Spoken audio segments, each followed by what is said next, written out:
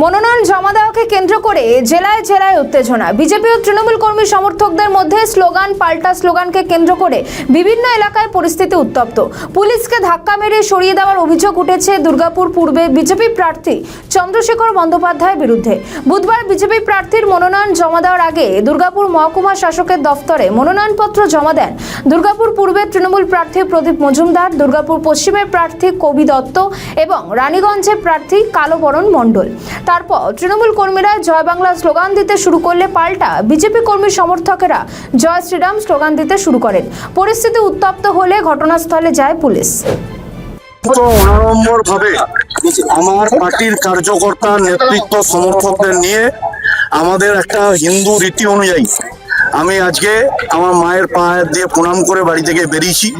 প্রয়াত বাবার ফটোয় মাল্যদানের মধ্যে দিয়ে শ্রদ্ধা নিবেদনের মধ্যে বাড়ি থেকে বেরিয়েছি।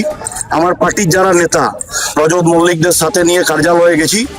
আর হচ্ছে সেখানে ভারত মাতা, দীনদয়াল উপাধ্যায়জি, শ্যামাপ্রসাদ মুখার্জির মূর্তিতে মাল্যদানের মধ্যে দিয়ে ইস্কন মন্দিরে পূজা দিয়েছি নিয়ম মেনে 11:30 থেকে 12:30 পর্যন্ত। এই মাহেন্দ্র যোগে আমি হিন্দু ব্রাহ্মণ ঘরের সন্তান।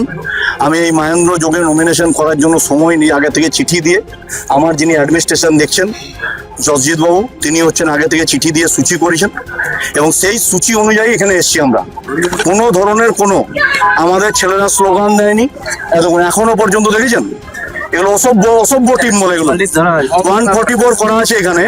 এখানে সেন্ট্রাল ফোর্স আছে, এই প্রিমিসেসের মধ্যে স্লোগান দিচ্ছে।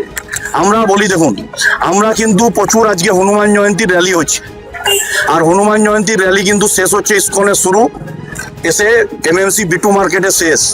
যে সংখ্যা র্যালিতে হাঁটছে 1000 বাইক আছে, দুটো করে ছেলে 2000, আর তার সাথে গাড়ি আছে কম করে 4 হুইলার 150 উপর হনুমান জয়ন্তীর ধ্বজ নিয়ে। যদি শুধু একটু আওয়াজ দিই না এই জয় শ্রীরাম বলে, এই জয় বাংলা বলা ভূতগুলো এখান থেকে দৌড়াতে পথ পাবে না। ডিবিসি মোড় দিয়ে তাড়িয়ে দেবো আমি, 10 মিনিট লাগবে। কারণ এই চোরগুলোকে আমি চিনি, চোরগুলোর কত দম, আমার থেকে ভালো কেউ চেনে না চোরগুলোকে। আমার 10 মিনিট লাগবে চোর তাড়াতে। আমি পুলিশ তো হচ্ছে অসভ্য পুলিশ। এখানকার যিনি ডিসি তৃণমূলের দালাল, তিনি হচ্ছেন ভর্তিটা খুলে তৃণমূলের প্যান্ট জামা পরা উচিত, ঝান্ডা ধরা উচিত। আর ওসিকে দেখলেন তো, এই ওসি আর ডিসিকে 24 ঘন্টার মধ্যে যদি এখান থেকে ট্রান্সফার করাতে না পারি তো আমার নামও চন্দ্রশেখর ব্যানার্জি নয়, নির্বাচন কমিশনে অভিযোগ করে। এরা তৃণমূলের দালাল। এরা মুখ্যমন্ত্রী মমতা বন্দ্যোপাধ্যায়ের সাথে সিটি রেসিডেন্সিতে গত পরশুদিন রাত্রেবেলায় দেখা করেছে এমসিসি চলাকালীন। ডিসি আর ওসি এরা ভোট লুটের প্ল্যান করছে। এরা জানে না আমি ভোট করানো লোক 97 সাল থেকে, যখন সিপিএম এর বাজার ছিল, সিপিএম মধ্যভবনে সেই সময় ভোট করে আসা লোক আমি। জয় বাংলা বাংলাদেশের স্লোগান, খেলা হবে বাংলাদেশের স্লোগান। মমতা ব্যানার্জি হিন্দু ধর্মকে গন্ধা ধর্ম বলেন, মহাকুম্ভকে মৃত্যু কুম্ভ বলেন, হিন্দু ধর্মের অপমান করেন।